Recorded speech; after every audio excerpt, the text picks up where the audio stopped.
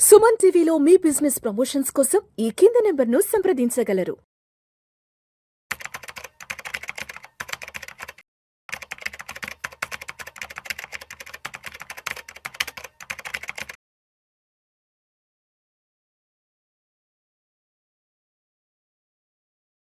నమస్తే, welcome to Suman TV. నేను విష్ణు. ప్రస్తుతం మనతో పాటు MP registered mutual fund distributor Madhavi Reddy గారు ఉన్నారు. వారితో మాట్లాడదాం. నమస్తే మాధవిరెడ్డి గారు. నమస్తే అండి. మాధవిరెడ్డి గారు, welcome to weekend market outlook analysis. ఇవాళ 8th మే ఫ్రైడే వీకెండ్ లో ఉన్నాము. మార్కెట్లు ఇవాళ అయితే మాత్రం నెగటివ్ లోనే బాగా ట్రేడ్ అవుతున్నాయి. నిఫ్టీ విషయానికి వస్తే ఆల్మోస్ట్ 24,200 దగ్గర అటు ఇటుగా ట్రేడ్ అవుతుంది. సెన్సెక్స్ విషయానికి వస్తే 77,400 దగ్గర ట్రేడ్ అవుతుంది. మొత్తానికి ఇవాళైతే మాత్రం మార్కెట్లో నష్టాల్లోనే ట్రేడ్ అవుతున్నాయి. ఎందుకంటారు ఇంత కంటిన్యూస్ గా మార్కెట్లో నెగటివ్ లోనే ట్రేడ్ అవుతున్నాయి?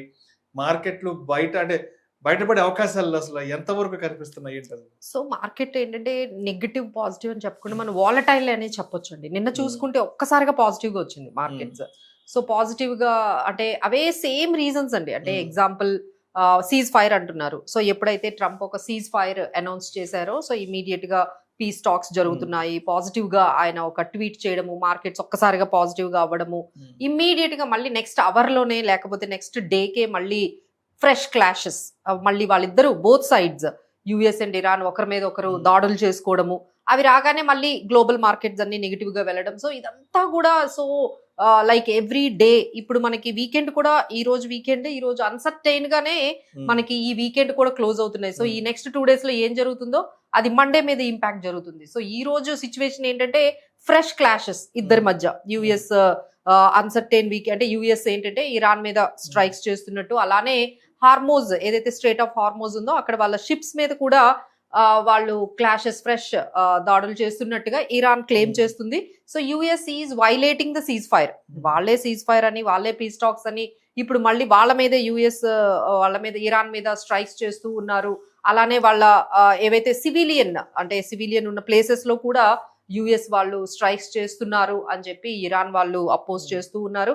సో ఈ విధంగా మళ్ళీ మార్కెట్స్ అన్ని కూడా అన్సర్టైన్, అంటే ఒకసారి పాజిటివ్ గా ఒకసారి నెగిటివ్ గా మార్కెట్స్ అనేవి ఒక రోజు పాజిటివ్ ఒక రోజు నెగిటివ్ గా వెళ్ళిపోతున్నాయండి. బట్ ఓవరాల్ గా నేను గమనించింది ఏంటి అంటే ఈ వార్ ఇంపాక్ట్ నెమ్మదిగా మార్కెట్ మీద ఇంపాక్ట్ చూపించడం తగ్గించిందండి. అంత ఇంపాక్ట్ అనేది వార్ ఇంపాక్ట్ అనేది మార్కెట్ మీద తగ్గుతూ వస్తోంది నెమ్మదిగా. అంటే అది ఇక వాళ్ళు అది ఏ విధంగా వాళ్ళు ఒకరోజు సీజ్ ఫైర్ అన్నా, ఒకరోజు పీస్ టాక్స్ అన్నా సరే మార్కెట్స్ మాత్రం కొంచెం ఫోకస్, దాని ఇంపాక్ట్ వార్ ఇంపాక్ట్ అయితే మాత్రం మార్కెట్స్ మీద తగ్గుతూ వస్తుందని ఖచ్చితంగా, అంటే రెసిలియంట్ గా మన మార్కెట్స్ ఉన్నట్టుగానే కనిపిస్తున్నాయండి. నౌ ఫోకస్ ఈ వార్ని పక్కన పెట్టేస్తే మార్కెట్స్ ఏ అంశాలని ఇప్పుడు ఫోకస్ చేస్తుంది అంటే ఖచ్చితంగా క్రూడ్ ఆయిల్ ప్రైజెస్ ని ఫోకస్ చేస్తుంది. ఎప్పుడైతే క్రూడ్ ఆయిల్ ప్రైజెస్ మొన్న కూడా $100 కి లేకపోతే $103 కి రాగానే ఇమీడియట్ గా మార్కెట్స్ పాజిటివ్ గా రెస్పాండ్ అవ్వడం. So now markets wanted the crude oil should come below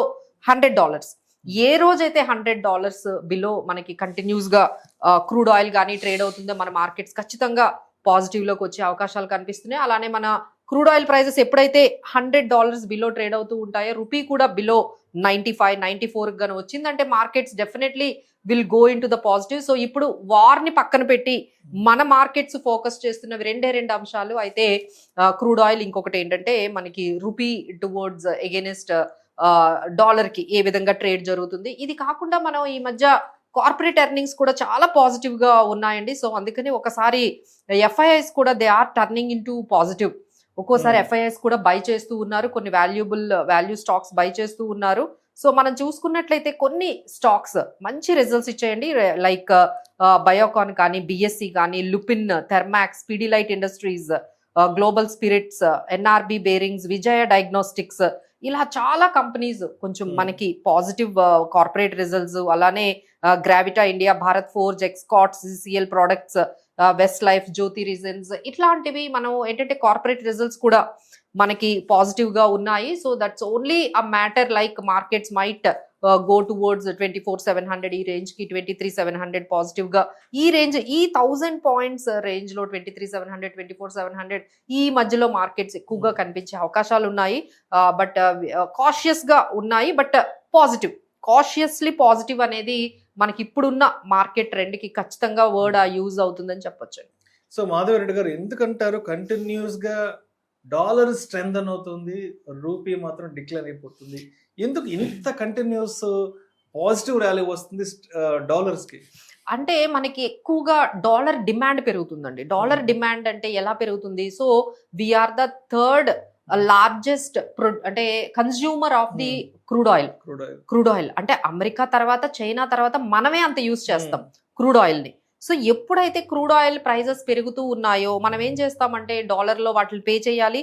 so డాలర్లు పే చేయాలి అనుకుంటే మన దగ్గర నుంచి ఉన్న డాలర్స్ అన్ని కూడా బయటకు వెళ్ళిపోతాయి. So it is indirectly we are giving the demand to the dollar. Dollar కి మనమే డిమాండ్ పెంచుతున్నాం. అలానే ఎఫ్ఐఐస్ కూడా ఇక్కడ మనకి ఏం చేస్తున్నారు కి పాన్ సెల్లింగ్ అండి. ఇప్పుడు లాస్ట్ మీరు ఒక 2-3 months చూసుకుంటే lakhs of rupees వాళ్ళు కొన్ని లక్షల కోట్ల రూపాయలు వాళ్ళు సెల్ చేసి బయటకు వెళ్ళిపోతూ ఉన్నారు. సో మన వాల్యూస్ అంటే మన దగ్గర ఉంటే ఏవైతే డాలర్ రిజర్వ్స్ ఉన్నాయో అవి తగ్గిపోతూ వస్తూ ఉన్నాయి. సో దానివల్ల డాలర్ కి డిమాండ్ అనేది ఇంటర్నేషనల్ లెవెల్లో కూడా, ఎందుకంటే ఇప్పుడున్న సిచ్యువేషన్ లో యుఎస్ హ్యాస్ గాట్ వాళ్ళకున్న రిజర్వ్స్ అన్ని కూడా ఆయిల్ రిజర్వ్స్ కానీ గ్యాస్ రిజర్వ్స్ కానీ వాళ్ళు వేరే మీద డిపెండ్ అవ్వాల్సిన అవసరం లేదు. They are self sufficient. వాళ్ళు సెల్ఫ్ సఫిషియెంట్ అవ్వడం వల్ల ఏమవుతుంది, మనకి క్రూడ్ ఆయిల్ అదే వాళ్ళ డాలర్ అనేది స్ట్రెంథనింగ్ అవుతుంది. సో వేరాజ్ చైనా కానీ ఇండియా కానీ ఇలాంటి ఏషియన్ కంట్రీస్ అంటే నెక్స్ట్ బిగ్గెస్ట్ ఎకానమీస్ అయిన చైనా, ఇండియా మనం బయట క్రూడ్ ఆయిల్ మీద ఇంపోర్ట్స్ మీద డిపెండ్ అవ్వాల్సి వస్తుంది. చైనా ఏమో ఇరాన్ మీద డిపెండ్ అవుతోంది, మనమేమో రష్యా ఆర్ అదర్ కంట్రీస్ మీద డిపెండ్ అవుతూ ఉన్నాము. సో దీనివల్ల ఏమవుతుందంటే డాలర్ కొంచెం డామినెన్స్ అనేది బికాస్ ఆఫ్ క్రూడ్ ఆయిల్ వల్ల కొంచెం చాలా స్ట్రాంగ్ గా కనిపిస్తుందంటే అందుకనే చెప్తున్నాం ఎప్పుడైతే ఈ క్రూడ్ ఆయిల్ అనేది తగ్గుతుందో ఈ డాలర్ డామినెన్స్ కూడా తగ్గుతుంది. ఇమీడియట్లీ మన రూపీ కూడా కొంచెం స్ట్రెంథనింగ్ అయ్యే అవకాశాలు ఉన్నాయి. So all eyes are waiting on strait of Hormuz లో ఏం జరుగుతుంది, వాళ్ళు ఎప్పుడు నార్మల్సీకి వస్తుంది, ఎప్పుడు క్రూడ్ ఆయిల్ బిలో 95-90 ఈ స్టేజ్ గానే వచ్చింది అనుకోండి. So we can see the markets will start into positive territory. Madhava Reddy గారు ఇంకొక ముఖ్యమైన విషయం కూడా కొంచెం స్పష్టంగా చెప్పండి. ఆల్మోస్ట్ మనం ఇప్పుడు మే 2nd week లోకి వచ్చేస్తున్నాము. మే 1st week complete 2nd week లో కూడా వచ్చేస్తున్నాం ఆల్మోస్ట్. మనకి ఇంకా 20-25 days లో ఇంకా హార్డ్లీ ఇంకొక 1 month కి మనకి మాన్సూన్ స్టార్ట్ అవుతుంది. మాన్సూన్ స్టార్ట్ అయిన తర్వాత వ్యవసాయ కార్యకలాపాలన్నీ కూడా చాలా గట్టిగా స్టార్ట్ అవుతాయి. వరల్డ్ వైడ్ గా చూస్తే ఎక్కడ చూసినా కూడా గ్లోబల్ అన్సర్టనిటీ ఉంది. ఈ పెట్రోల్ కి సంబంధించి, క్రూడ్ ఆయిల్ కి సంబంధించి ఇవన్నీ కూడా మనం రోజు చూస్తున్నాం. అన్సర్టనిటీ థింగ్స్ అంతా చూస్తున్నాం కదా. సో మరి ఇప్పుడు ఒక 1.5 month లో కూడా వ్యవసాయ కార్యకలాపాలు పెద్ద ఎత్తున స్టార్ట్ అవ్వాలి కాబట్టి మరి ఈ ప్రపంచ నలుమూలన ఉన్నటువంటి ఈ అసాధారణ స్థితులు మరి వ్యవసాయ రంగాన్ని ఏ విధంగా ఇబ్బంది పెట్టే అవకాశం ఉందంటారు?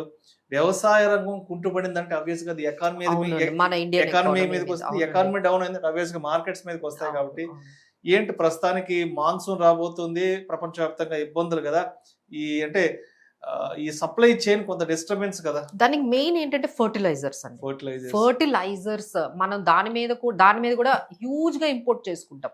ఫర్టిలైజర్స్ ని కూడా బాగా ఇంపోర్ట్ చేసుకుంటాం. కానీ ఇప్పుడు అవి దొరకడం లేదా అంటే కొంచెం అవైలబిలిటీ అయితే బానే ఉంది, బట్ కాస్ట్లీ అయిపోయిందండి. డీజిల్ కాస్ట్లీ అయింది, తర్వాత మనకి ఫెర్టిలైజర్స్ అన్ని కూడా ఇప్పుడు ఇంపోర్ట్స్ కాస్ట్లీ అయింది. సో గవర్నమెంట్ అనేది ఎంత వరకు సబ్సిడీ ఇస్తుంది, అదే సబ్సిడీ కంటిన్యూ చేస్తుందా లేదు సబ్సిడీని ఏమైనా కొంచెం తగ్గిస్తుందా, అంత అంటే ముందు అవైలబుల్ గా ఉన్నట్టుగా ఫెర్టిలైజర్స్ ఇప్పుడు మార్కెట్ లో అవైలబుల్ గా ఉండబోతున్నాయా, దాని మీద బేస్ అయి ఉంటుందండి. సో ఇప్పటికైతే బికాస్ ఆఫ్ దట్ ఇంపాక్ట్ అయితే మనకి కనిపిస్తూ ఉంది. ఎందుకంటే అక్కడ మనకి ప్రొడ్యూస్ చేసే కంట్రీస్ ఏవైతే ఉన్నాయో వాళ్ళు కూడా అంటే మనకి మిడిల్ ఈస్ట్ కంట్రీస్ అన్నీ కూడా ఈ యుద్ధం కారణంగా ఈ ఫెర్టిలైజర్స్ సప్లై అనేది మాత్రం ఇంపాక్ట్ అయితే అవుతుందండి. సో బట్ ఇక్కడ మనం మాన్సూన్ స్టార్ట్ అయింది. సో ఎంతవరకు అవైలబుల్ గా ఉంటుంది, ఎంతవరకు మనం ఇవ్వగలుగుతాము, లేదు అంటే ప్రైస్ పెరిగినా అది చాలా అంటే రా మెటీరియల్ పెరగగానే వాళ్ళకి మొత్తం కాస్ట్ అంతా కూడా పెరుగుతుంది, అలానే దిగుబడి కూడా తగ్గిపోతుంది. సో ఈ విధంగా ఈ ఇంపాక్ట్ అయితే కొంచెం ఈ మాన్సూన్ కొంచెం complicated and challenging for the central government అనేది ఖచ్చితంగా చెప్పొచ్చండి. సెంట్రల్ గవర్నమెంట్ ఎంతవరకు వీటికి ఇస్తుంది, అలానే ఏవియేషన్ కూడా చాలా ఛాలెంజింగ్ గా ఒకవైపు సెంట్రల్ గవర్నమెంట్ అది కూడా వాళ్ళు చెక్ చేసుకుంటూ ఉన్నారు. టూరిజం కి సంబంధించిన మంచి పీక్ సీజన్ అండ్ ఏవియేషన్ టర్బాయిల్ ఏవైతే ఉందో అది చాలా అంటే 20% పెరిగిందండి. 20-30% వాళ్ళు పెరిగిన తర్వాత ఎంత వరకు వాళ్ళు కట్ చేసుకోగలరు ఎక్స్పెండిచర్ అనేది, మార్జిన్స్ అనేవి. ఒకవైపు ఆయిల్ మార్కెటింగ్ కంపెనీస్, సో ఇవన్నీ కలిపి మనకి రా మెటీరియల్స్ సప్లై అనేది తగ్గడం కానీ లేకపోతే ఎక్స్పెన్సివ్ అవ్వడం కానీ ఇన్పుట్స్ అవ్వడం కానీ జరుగుతుంది. దానివల్ల కార్పొరేట్ ఎర్నింగ్స్ మీద ఇంపాక్ట్ పడుతుంది. సో కార్పొరేట్ ఎర్నింగ్స్ మీద ఇంపాక్ట్ పడగానే మనకి స్టాక్ మార్కెట్ మీద కూడా అది జరుగుతుంది. So we have to wait and watch ఇది ఎంత తొందరగా ఈ యుద్ధం కొంచెం క్లోజ్ అయ్యి మళ్ళీ నార్మల్సీ సప్లై కానీ లేకపోతే ఈ fertilisers, gas and oil, energy ఇవన్నీ కూడా సప్లైస్ అన్ని కూడా నార్మల్ అయ్యేంత వరకు మనకి ఛాలెంజింగ్ ఏనండి. బట్ వన్ మోర్ ఆల్రెడీ ఇక్కడ మనం గమనిస్తూ ఉన్నాం, ఇన్ఫ్లేషన్ అయితే పెరుగుతోంది. సో ఇన్ఫ్లేషన్ డేటా మేబీ రాబోతోంది. సో అక్కడైతే మనకి ఖచ్చితంగా ఈసారి ఇన్ఫ్లేషన్ అయితే మనకి ఎక్కువగానే ఉన్నట్టుగా మన ఇండియాలో కనిపిస్తుంది. సో గ్లోబల్ రేటింగ్ కంపెనీస్ అన్ని కూడా ఇండియాని కొంచెం జీడిపి గ్రోత్ ఎక్స్పెక్ట్ చేసినట్టుగా 6.8 కానీ 6.7 ఉండకపోవచ్చు, 6.2 కానీ బిలో 6% కూడా వెళ్ళే అవకాశాలు ఉన్నాయి. బికాజ్ మీరు చెప్పిన ఈ పర్టికులర్ చైన్ ఆఫ్ రియాక్షన్స్ వల్ల మొత్తం మళ్ళీ ఎకానమీ మీద వాళ్ళు ఇంపాక్ట్ చూపిస్తే మన జీడిపి కూడా తగ్గే అవకాశాలు కనిపిస్తున్నాయి. అది ఖచ్చితంగా స్టాక్ మార్కెట్ మీద మనకు కనిపిస్తుంది. సో ఈ నెక్స్ట్ 2 క్వార్టర్స్ అయితే కొంచెం ఛాలెంజింగ్, ఎందుకంటే ఈ జరిగిన ఏదైతే ఈ డిస్ట్రప్షన్స్ ఉన్నాయో అది నెక్స్ట్ క్వార్టర్ మీద మనకి ఖచ్చితంగా కంపెనీస్ మీద ఇంపాక్ట్ పడుతుంది. So we have to wait and watch. ఈ లోపు మళ్ళీ ఎఫ్ఐఐస్ అయితే దే ఆర్ కీప్ సెల్లింగ్, అన్ని కూడా సెల్ చేస్తూ ఉన్నారు. ఓన్లీ డిఐఐస్ ఆర్ రెసిలియంట్ గా స్టాక్ మార్కెట్ మీద త్రూ ఎస్ఐపిస్ ద్వారా కానీ వాళ్ళు బై చేస్తూ ఉండడంతో మార్కెట్స్ ఈ విధంగా హోల్డ్ అయ్యి మనకు కనిపిస్తున్నాయి. సో మాధవరెడ్డి గారు, అంటే ప్రస్తుతానికి మార్కెట్ లేదు, అన్సర్టనిటీ కనిపిస్తుంది కాబట్టి నెక్స్ట్ వీక్ లో మార్కెట్ బాగుండొచ్చు అని అనుకోవడానికి రీజన్స్ ఉన్నాయి, లేదు నెక్స్ట్ వీక్ కూడా మార్కెట్ లో అన్సర్టనిటీలోనే ట్రేడ్ అయ్యే అవకాశం ఉంది అని అనుకోవడానికి కూడా రీజన్స్ ఉన్నాయి. సో మార్కెట్ నెగిటివ్ గా వెళ్ళడానికైతే మనకి పర్సంటేజ్ తక్కువ ఉందనే చెప్పొచ్చు. ఎందుకంటే మాక్సిమం డ్యామేజ్ చూసేసాం, మాక్సిమం డ్యామేజ్ అనేది మనకు కనిపించేసింది. So markets have taken that damage. ఇప్పుడు కొంచెం మనకి పాజిటివ్ న్యూస్ వచ్చే అవకాశాలు ఉన్న markets are ready to rebound. So మాత్రం ఇంకా వాళ్ళు కూడా అంటే ఎవ్రీవన్ ఈజ్ సేయింగ్ దట్ ఇక చివరికి వచ్చేసింది యుఎస్ ఇరాన్ వార్ ఏదైతే ఉందో, they are about to end. ఈ ఎండ్ అనేది లాస్ట్ మూమెంట్ లో ఉంది. So any time it can స్లోగా అది ఎండ్ అయిపోయే ఛాన్సెస్ అయితే కనిపిస్తున్నాయి. Even US also wants to close, ఎందుకంటే అక్కడ నవంబర్ లో ఎలక్షన్స్ ఉన్నాయి. They are also having lot of pressure, ఎందుకంటే అక్కడ 60 days తర్వాత మళ్ళీ వార్ ని కంటిన్యూ చేయాలంటే అక్కడ పర్మిషన్ తీసుకోవాలి. సో 60 days ఈ మేక్ అయిపోయిందండి. సో ఇంకా వాళ్ళు కంటిన్యూ చేయాలంటే ఎక్స్ట్రా పర్మిషన్స్ తీసుకోవాలి కాబట్టి. సో అందరూ కూడా చెప్పేది ఏంటంటే వార్ అనేది ఆ ఇంటెన్సిటీ అనేది ఖచ్చితంగా ఈ రాబోయే రోజుల్లో తగ్గుతూ ఉంది. సో దానివల్ల మనకి ఏంటంటే నెగిటివ్ కి తక్కువ మనకి సూచనలు కనిపిస్తున్నాయి. బట్ పాజిటివిటీకే మార్కెట్ కి ఎక్కువగా, మాకైతే నెక్స్ట్ వీక్ లో పాజిటివ్ గానే మార్కెట్స్ ఎక్కువ ఉండే పర్సంటేజ్ ఎక్కువగా అయితే మనకి, బట్ కాషియస్లీ పాజిటివ్ అనేది మనం చెప్పొచ్చు. బట్ చెప్పలేం కదండి ట్రంప్ విషయంలో. సో ఎనీథింగ్ కెన్ హ్యాపెన్, అది ఒక్కటే మనకి ఆపుతుంది. ఎందుకంటే corporate results are doing good, మంచి రిజల్ట్స్ వస్తుంది. నెక్స్ట్ వీక్ కూడా మనకి చాలా పెద్ద కంపెనీలు రిజల్ట్స్ ఇవ్వబోతున్నాయి. సో ఓవరాల్ గా corporate results are doing good. అలానే మనకి ఈ క్రూడ్ ఆయిల్ ప్రైసెస్ కానీ కొంచెం కూల్ ఆఫ్ అయ్యాయి అంటే things will be very positive for the markets for the next week. Thank you so much Madhava Reddy గారు.